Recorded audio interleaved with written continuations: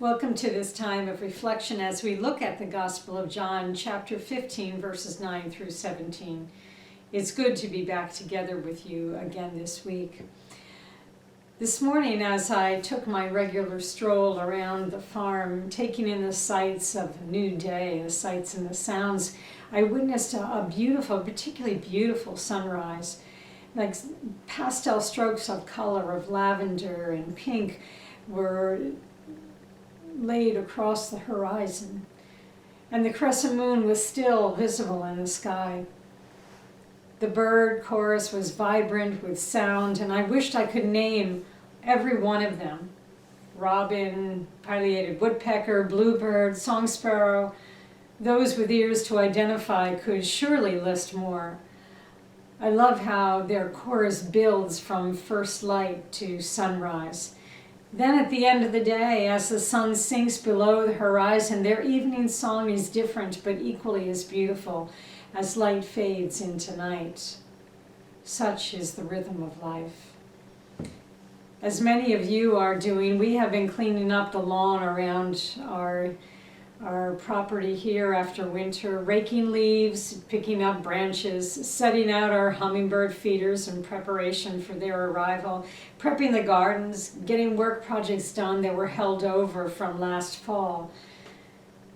In the meantime, the bison are grazing far and wide across the pastures. They are no longer sticking close by the hay, filled with this yearning for fresh new grass as it emerges from the soil.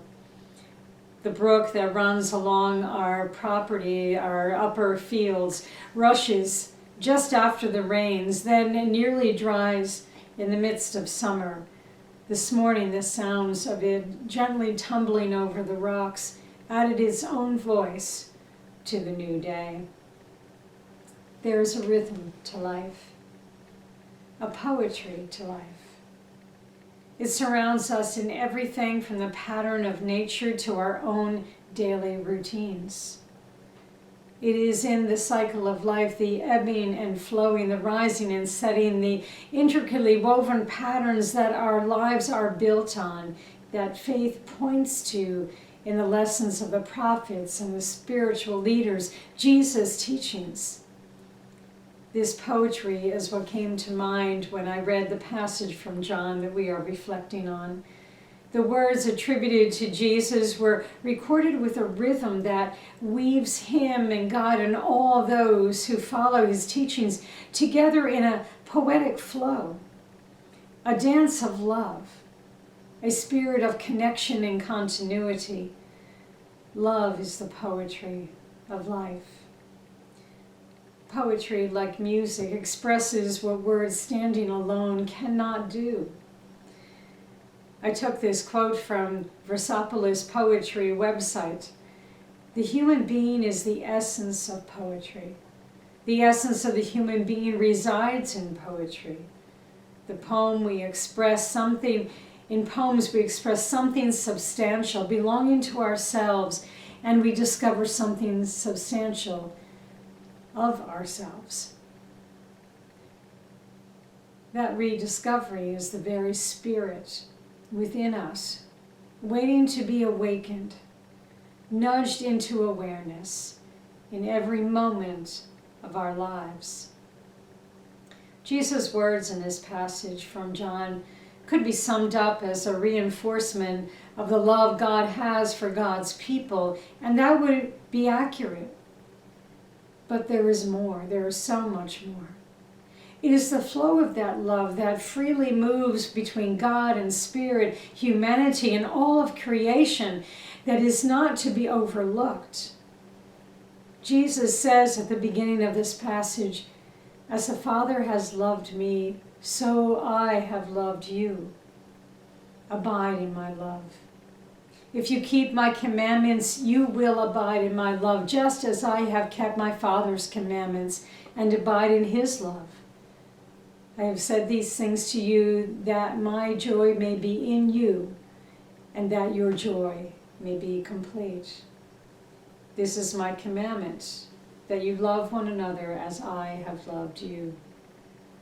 The very essence of that love is the flow that runs between God and Jesus and all who understand, who are awakened to the great truth of life, the unending spirit within our souls that unites us all as one.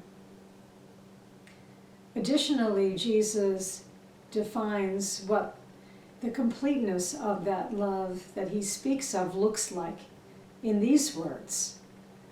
He says, "And I appointed you to go and bear fruit, fruit that will last."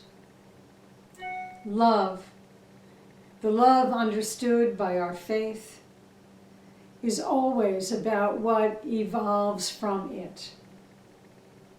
That is the poetry of life. Love given, love received, love shared. Love unending as it flows between and beyond our wildest imaginations.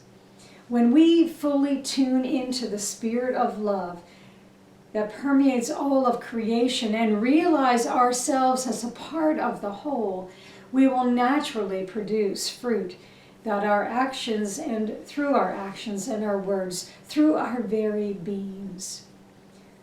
Love is not static, but flowing and growing, nourishing the world with peace and harmony.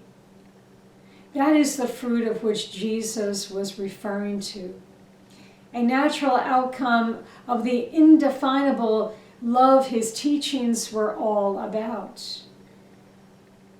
We are to read in the biblical writings not simply about a love between God and humanity, but a love that is so encompassing that it flows through all of creation and so life-changing that it inspires the best in us to flourish beyond ourselves, thus becoming a part of the poetry of life itself, bearing fruit in all seasons.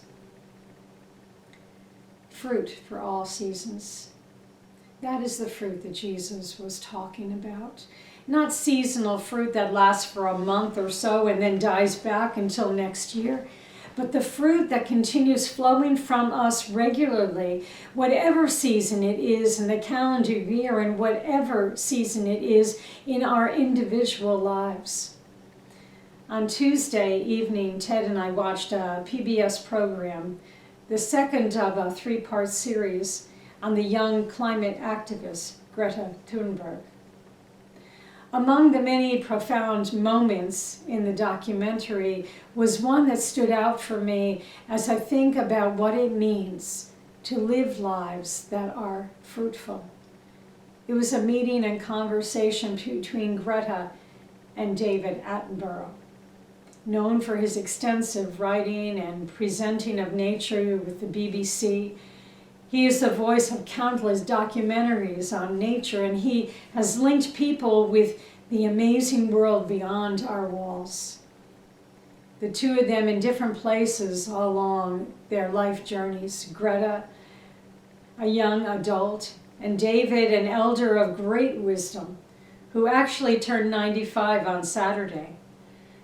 They sat around a table together, sharing thoughts and hope. It was a beautiful image beyond the words they shared because it represented a fruitfulness of life across the span of age and time, between Greta's earnest action toward positive change and David's genuine message of hope. The poetry of all that life is shone brightly. That is what life is to be, our coming together in our love for life itself. Bear fruit that will last. After all of these years of ministry, I think back to the reality that what I have been sharing throughout this time, what I have been reading and pondering and growing knowledge in, is about the same thing, perhaps just said in a different way. If we are searching after a life that is full, if we are looking for peace, if we are yearning for harmony and justice, if we want to leave a meaningful legacy, then we need to grasp the true meaning of Jesus' words of love that penetrate our own souls and allow us to love ourselves. When we do, when we become woven into that reality of spiritual love, then loving neighbor, loving all things comes easily, because nothing can change the deepest love within that we act from. In so doing, what we do and think becomes fruitful responses to life, and we will find ourselves a part of the poetry of living. Indeed, in the words of Thich Nhat Hanh, my actions are my only true belongings. Let us go and be fruitful in all that we say and in all that we do. Blessings and peace.